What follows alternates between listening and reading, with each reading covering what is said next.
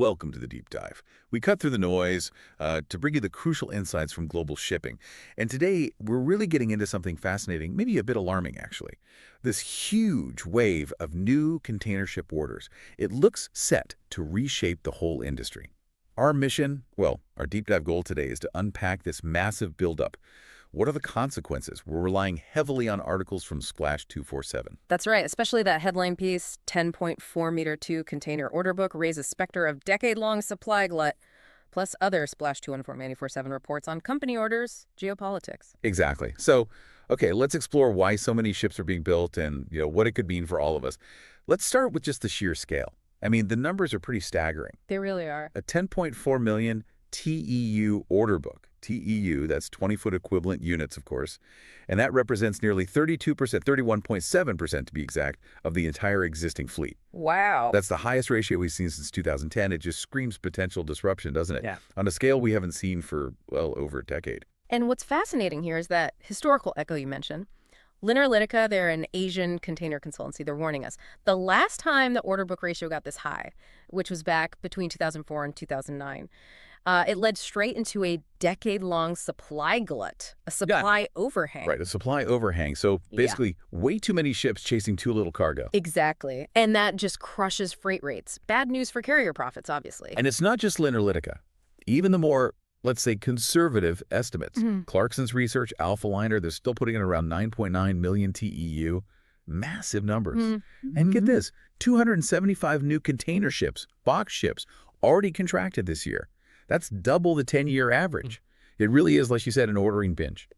Okay, so this clearly highlights a major tension, right? This growing gap between supply and demand. Definitely. Zedita's data shows the fleet size using 2019 as a baseline of 100 is now at 145 points. But demand, only 113 points. Even if you generously account for the Red Sea diversions forcing longer routes, demand maybe hits 130 points. Still a huge gap. So how on earth do carriers stop freight rates from just completely collapsing, with this much overcapacity expected to last through 2029? Well, that's the core challenge, isn't it? If we step back and look at the bigger picture, they're facing some really tough strategic calls. They have to think about, idling ships, maybe slow steaming even more, perhaps pulling capacity off certain routes altogether. The pressure is just immense to maintain any kind of rate stability. It sounds like a real tightrope walk. And what makes it even weirder is what I'm thinking of as the scrapping paradox. Oh, yes. We have this unbelievable order book, but ship demolitions. They're at multi-decade lows for 2025. Mid-year, only 7 ships scrapped, and small ones at that, under 4,000 TEU. It seems completely counterintuitive. It does. How do we square that? Why aren't older, less efficient ships being retired to make space? That is the million-dollar question. Peter Sand over at Zenita put it starkly. To actually neutralize this current order book, you'd literally have to scrap every single ship built before 2010. Every single one? Yeah. Wow. And that's just, well, it's not happening. So why ordering binge? John Tiedemann from Alphaliner offers a few reasons. 1, some fleets genuinely have older ships needing replacement. 2, there's this big push for greener, more eco-friendly vessels. And 3, crucially, the cash. Exactly. Carriers found themselves in these, quote, once-in-a-lifetime cash-rich positions after the pandemic boom years. They basically earned, a lifetime's worth of profit in 2 or 3 years, so they had the capital. Right, they were flush with cash. Okay, let's look at some specific examples making waves. KMTC, for instance, usually focused on smaller ships for intra-Asia routes. Traditionally. They just ordered 13,000 TEU ships for $600 million. That's their biggest move ever. Seems like they're re-entering the Trans-Pacific market in a big way. And then there's Seaspan Corporation, also growing aggressively. They've got a 12-ship deal for 9,000 TEU vessels being built in China, delivering from 2028. And interestingly, yeah, the currency thing.